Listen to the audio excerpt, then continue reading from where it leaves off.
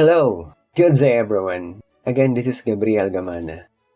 On this video, we will tackle the last topic of Chapter 2, the so-called Newton's method. So let's start! One approach to solve system of equations is based on a multidimensional version of Newton's-Raphson method. Applying Taylor series expansion to the Newton-Raphson equation will give us the Newton's method equation for systems of equation, where this notation is the Jacobian matrix, which is the partial derivative of the function. To explain it further, I will translate this form to general linear algebraic equation. Then, transfer the constant to the equation. So we have function 1 to function 3.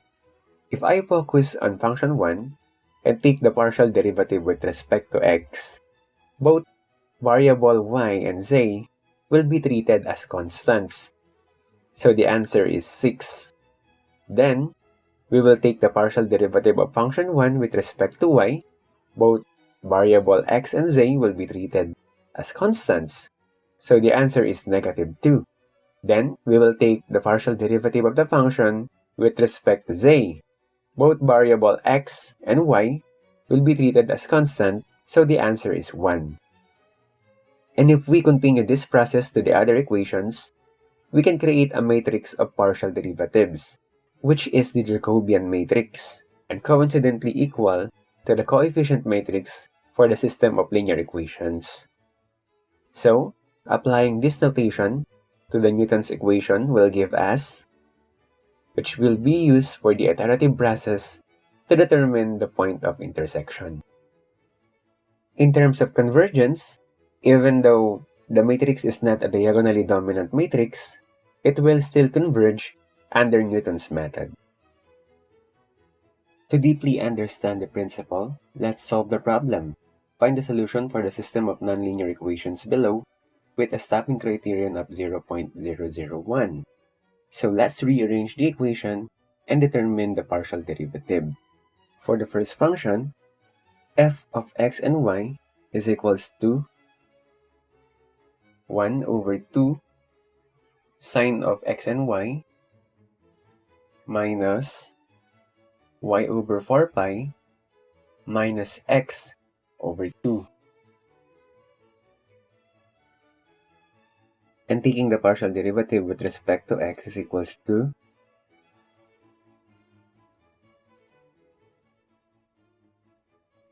y over 2 multiplied by cosine of x and y minus 1 over 2. While taking the partial derivative with respect to y is equals to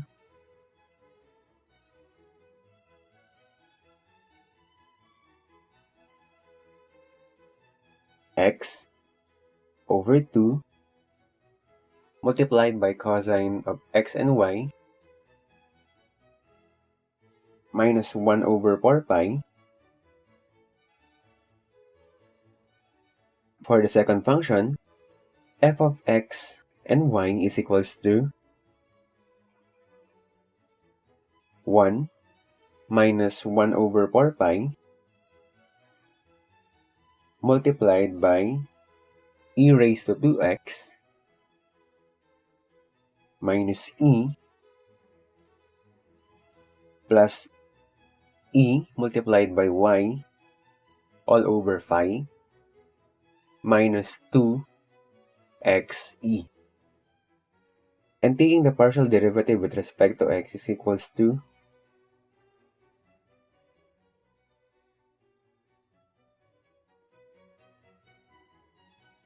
two multiplied by e raised to 2x multiplied by 1 minus 1 over 4 pi minus 2 multiplied by e.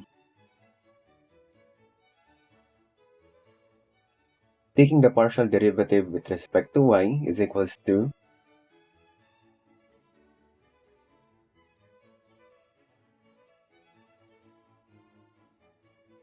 e all over phi. For the first iteration, our initial guesses are 1 and 1. Then, let's determine the value of the functions. For the first function, f of x and y is equals to 1 over 2 multiplied by sine of 1 times 1 minus 1 over 4 pi minus 1 half. That is equals to negative 0.159. Then the partial derivative with respect to x is equals to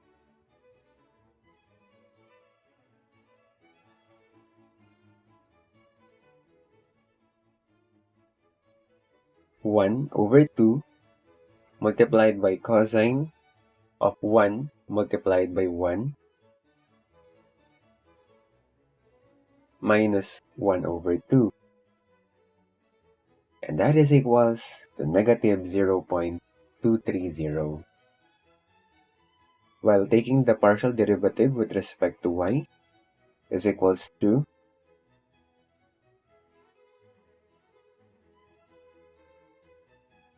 1 over 2 multiplied by cosine of 1 multiplied by 1 minus 1 over 4 pi. And that is equals to 0.191. For the second function, f of x and y is equals to 1 minus 1 over 4 pi multiplied by e raised to 2 times 1 minus e plus e multiplied by 1 over 5 minus 2 multiplied by 1 multiplied by e. And that is equals to negative 0.272. Then, the partial derivative with respect to x is equals to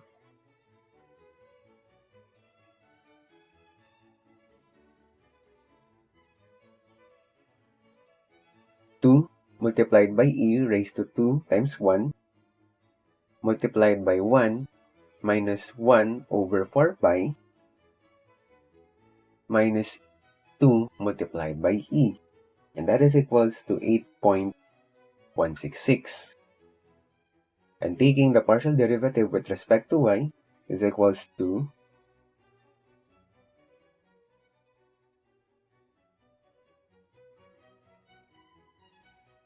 e over pi.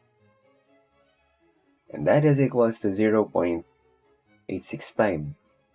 So if we plug these values to Newton's method equation, we have x sub n plus 1 and y sub n plus 1 is equals to initial values, which is 1 and 1,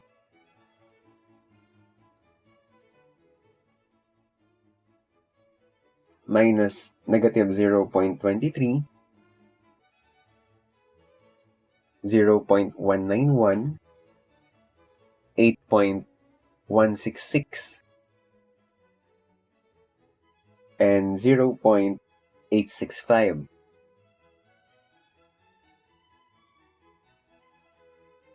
Then inverse of a function multiplied by column of negative 0.159 and negative 0.272. And that is equals to 0.951 and 1.775. So these are the refined values. And for the relative error, we have epsilon sub x is equals to 0.951 minus the initial value 1 all over 0.951 absolute value, and that is equals to 0.951 0.513, greater than the stopping criterion.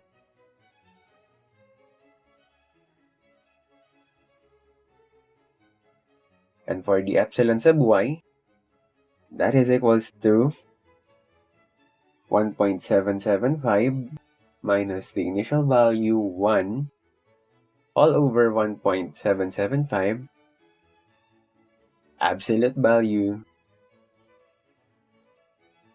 and that is equals to 0.4365, still greater than the stopping criterion.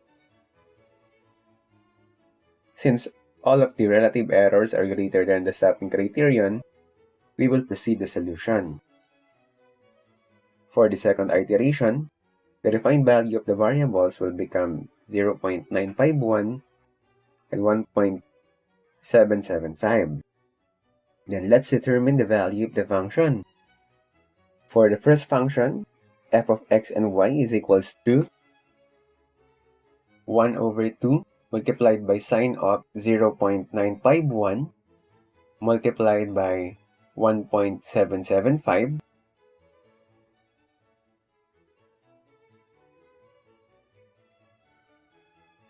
minus 1.775 over 4 pi minus 0.951 over 2, and that is equals to negative 0.120. And taking the partial derivative with respect to x is equals to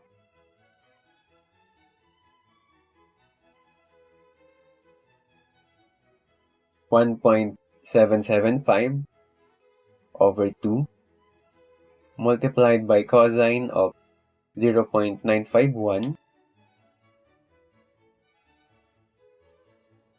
multiplied by 1.775 minus 1 half,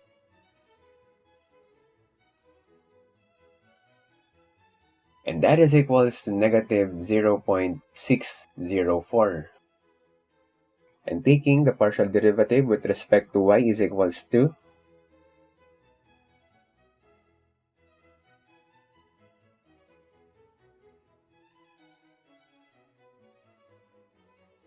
0.951 over 2 multiplied by cosine of 0.951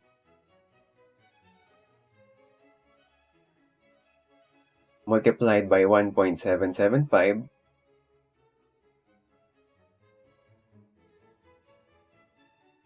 minus 1 over 4 pi. And that is equals to negative 0.135.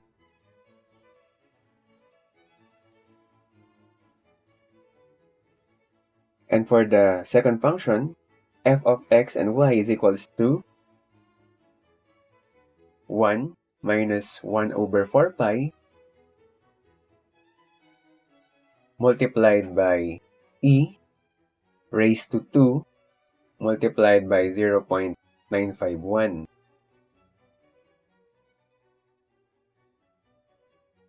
minus e plus e multiplied by 1.775 over 5 minus 2 multiplied by 0.951 multiplied by e, and that is equals to 0.031. Then, the partial derivative with respect to x is equals to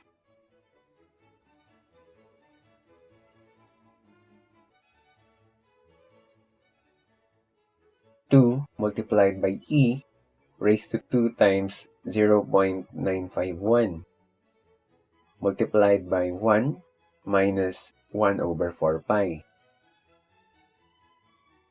minus 2 multiplied by e, and that is equals to 6.902. while for the partial derivative with respect to y is equals to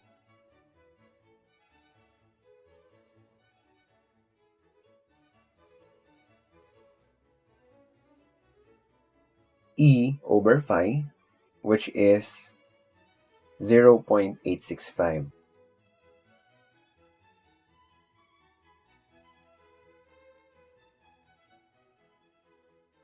So if we plug them to the Newton's method equation, we have x sub n plus 1 and y sub n plus 1 is equals to 0.951, the previously defined value, and 1.775.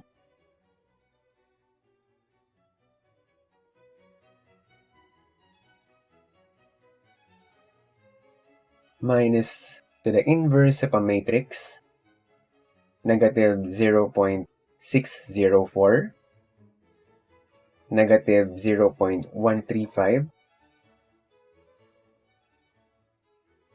6.902, 0.865.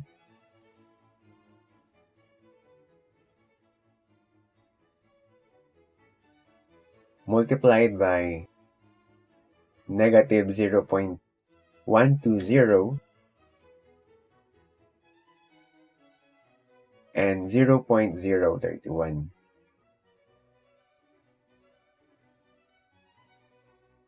And that is equals to 1.194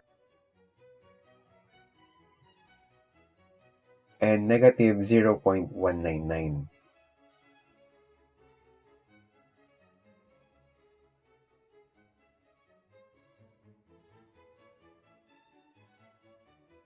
For the relative error, epsilon sub x is equals to 1.194 minus 0.951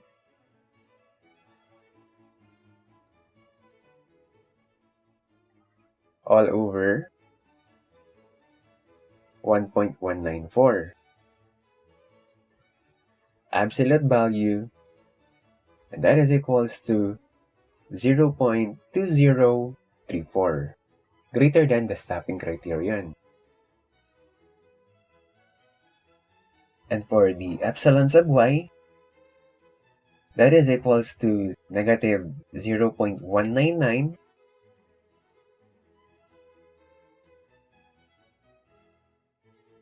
minus 1.775 all over negative 0.199.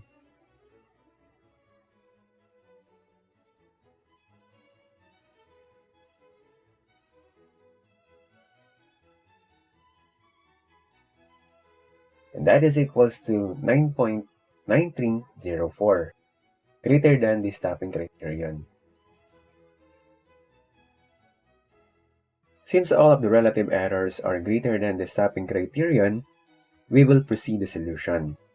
For the third iteration, the defined values of the variable will become 1.194 and negative 0.199. Well, I suppose that you now understand how to determine the point that simultaneously satisfy the given system of equations using Newton's method. So let me now show you my MS Excel computation that presents the convergence of the solution. As you see, it took 12 iterations to satisfy the stopping criterion with a coordinate value of 0.5 and 3.142. So that concludes the discussion of the manual computation using Newton's method. This last part of the video is for the computerized computation using Newton's method. Although we solve a nonlinear equation in manual computation, we will create a code for a system of linear equations only, since there's a lot of equations need to be encoded with the system of nonlinear equations, like the partial derivative of the function. We can easily create a code that is applicable for other nonlinear problems. With that, I will just focus on coding the application of Newton's method for a system of linear equations. So, insert another module for our new method and rename it as Newton's method. Then, create a sub-procedure and name it as Newton. Now, let's define the variable and their variable types. Then, the input box for the coefficient matrix as well as the constant matrix, the initial values, and the stepping criterion. U-bound function to determine the size of the matrix. Redeem function to specify the size of the matrix. Since Jacobian matrix is equals to the coefficient matrix, we will immediately determine the inverse of a matrix using this function. For the iterative process, we will use a series of do-until loops, or for the function matrix part of the Newton's method equation. While these lines over here are the full equation of Newton's method. I just want to highlight that to multiply two matrices, we will use mmult function and still using a message box for the output. So, if I run the code by pressing F5, it will ask me to select the coefficient matrix as well as the constant matrix, the initial values, and the stepping criterion. By clicking OK, the code has a first output of 2 iterations with a root value of 2 and a relative error of 0. For the second output, 2 iterations for a root value of 1 and a relative error of 0. And for the last output, 2 iterations with a root value of 1 and a relative error of 0. So that's it for this video. Hopefully you'll learn something new. Thank you for watching and see you soon. Keep safe, guys.